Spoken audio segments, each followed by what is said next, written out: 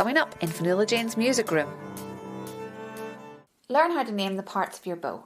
Learn and play and have a good time. Fionnuala-Jane's music room.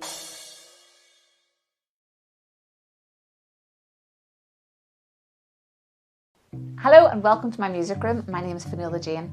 So far in all our videos we've been using our fingers only to pluck our strings.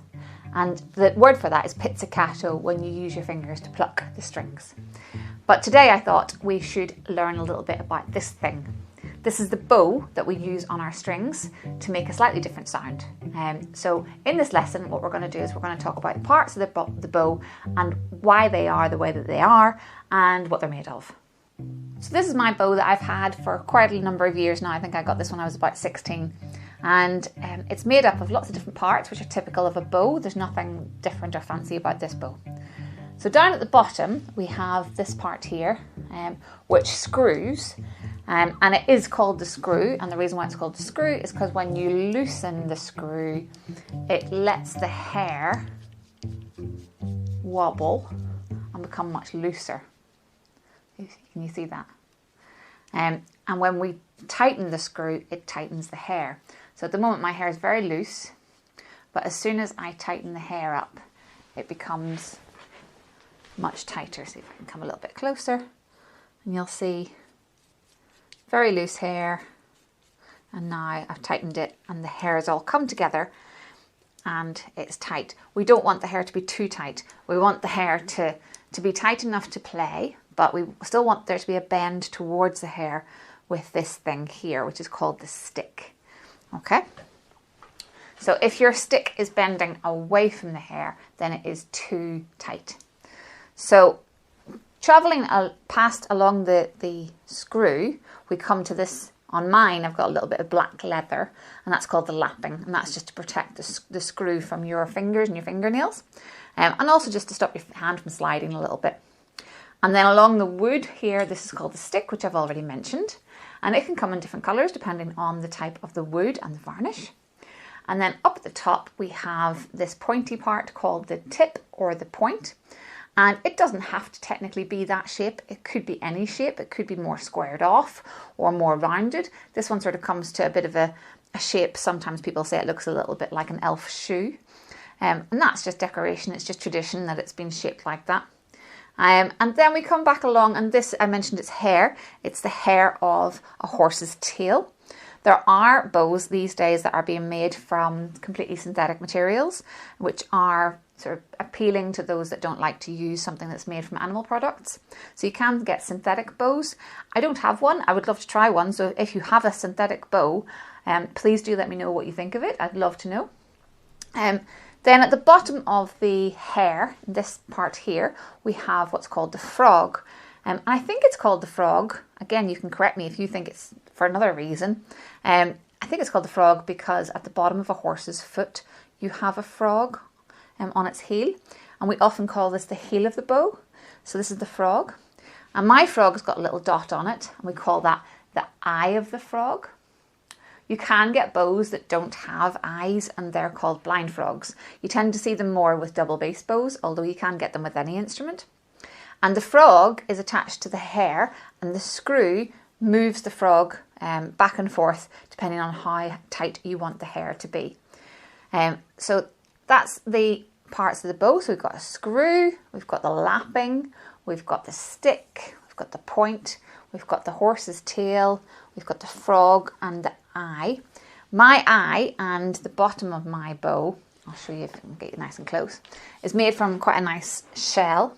It's a mother of pearl shell, and my eye is made from mother of pearl, and I think the tip of my screw is made from mother of pearl. Sometimes these can be made from other materials like plastic. These are just decorative items. They don't affect how you play. They just look nice. Sometimes you get different shapes. Instead of a circle, you might have a fancy kind of Celtic knot or something similar. So it's just decorative. It doesn't affect your playing. And we use this a lot on the hair of or the strings of your cello to make a sound. But we need to add something to the hair to be able to make that sound good. And I'm going to show you that now. Okay, so this is my rosin, and rosin is a sugary substance. It comes from trees, and what it does is it makes your bow hair sticky so that then it grips onto the strings and it makes a sound.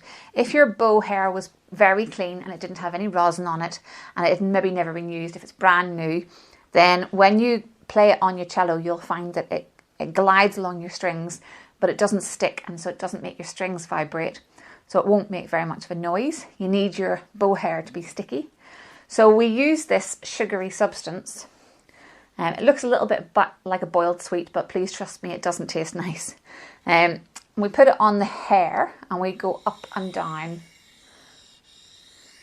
the hair of the bow.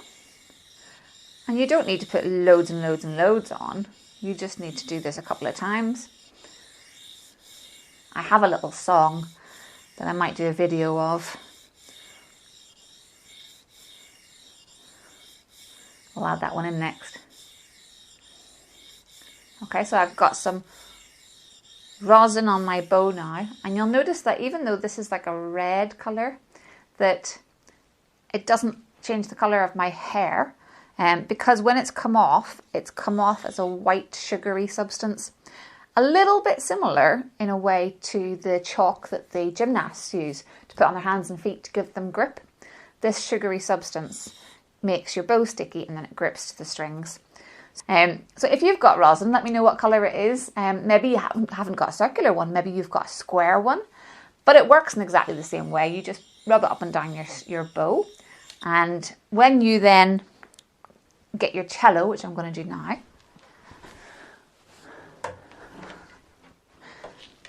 and you put your bow on your strings, you might find that white substance rubs off on your strings, and it doesn't do your strings a lot of harm, but you wouldn't want it building up. It's a bit like plaque on your teeth. You wouldn't want it building up. So occasionally, every time I play, when I get to the end of practicing or the end of a session, I'll then get a yellow duster and I'll give it a little wipe. So here's my yellow duster. So it's a nice soft material. It's not going to scratch the cello varnish. And I just rub it up and down, and it just gets rid of any of the excess rosin that's fallen off. And it shines my cello up and makes it look nice. Okay, so in the next video, we're going to talk about how to hold the bow, as that is a lesson in itself. So there's lots of different ways in which you can hold a bow, and I do find that most teachers have their own sort of way to teach this. And you'll find a way that's comfortable for you, but we'll look at that in the next video. So I hope that helped. So I hope you know more about your bow, about all the different parts, and about the rosin. If you're looking to get rosin, you can get them online. Amazon does it. And there's expensive rosin and there's cheap rosin. Try and get rosin that's suited for your instrument. So if you've got a violin, get violin rosin. And if you've got a cello, get cello rosin. And have a go at putting it on your bow. And in the next lesson, as I said, we'll look at how to hold a bow. I hope you find that interesting, and thanks for tuning in.